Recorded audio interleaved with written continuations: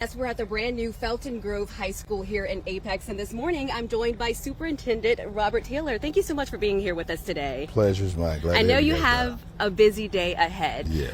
The most exciting part about a fresh new school year is also looking back at some of the lessons learned from previous years. What are those lessons that you're taking into this school year? Well, I think the lessons that we always learn is about how we assign students, how we make sure we have good contact with parents about the decisions that we make. And so we're going to always try and get better to inform our public of the decisions that we make and how they benefit them. What are some of your big priorities heading into this new school year? So our big priorities are always focused on student learning. We want to make sure we double down on our tiered support model because we know schools have different needs. We want to make sure we put the need where it is. We also want to make sure there's a focus on student attendance. Recognize that if students are not in school, then they cannot learn, and so we want to make sure that our parents understand that, and they work with us to make sure their kids are here on time. Absolutely, and we know school safety and security also a major topic heading into this school year. What are some ways that the school district will tackle this issue to make sure that students feel safe inside these school buildings? So one of the things we'll continue to do is focus on our See Something, Say Something anonymous app. This is a way that students can report anything that they feel is a danger to the school. Now, we won't talk specifically about school safety procedures. You can understand why, but it is something that we look at every single day. And there will be some new programs coming online that will be visible to every parent, and they will know exactly what that is. Okay, my last question for you. We're standing here at this brand new school. What is it like to see this building opening along with 3 others to accommodate just the growth that we have here in Southern Wake County? Opening new schools is, as you know, the most exciting thing that you can have as a principal, to be able to welcome kids into a new building, a new facility. But this is, I think, a testament to our community, to our county commissioners. They recognize the growth that we have, and they've certainly stayed behind us to make sure we have the facilities to meet that need, and that's just exciting. We're seeing cell phone policies being implemented all over the country now at school districts. What is your response to the concern from parents that it's a safety issue locking cell phones away?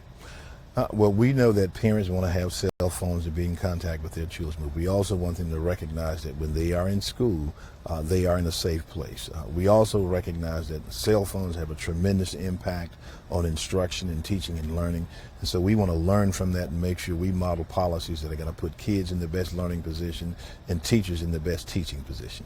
Absolutely, and I know there's also the new code red. There's been some changes to the codes. What was the significance of making those adjustments? And so it is looking at some of the national standards that do change what those codes are. Many of those codes can be confusing, and there are districts here in North Carolina that are already using that. And so it is a way to make sure that we've got a way to let parents know, to let students know when there is a safety issue, and they don't get it confused with something that's not really a danger that they may believe.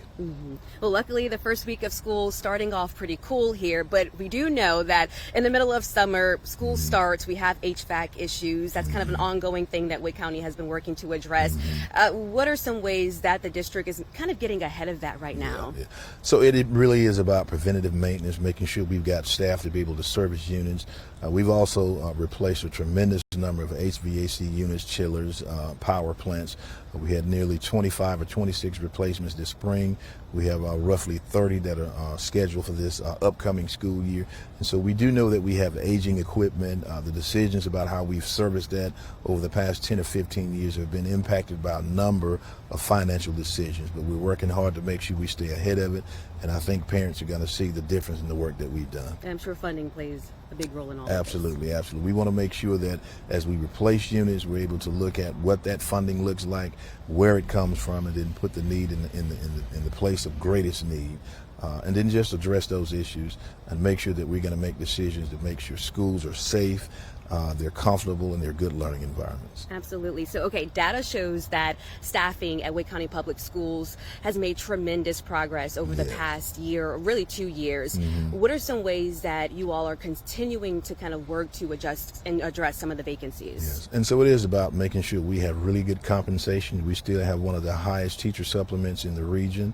We're one of the few districts that actually pay teachers for advanced degrees. As you know, that was sunset by the General Assembly in 2013, and so anybody after that does not qualify unless you are in Wake County.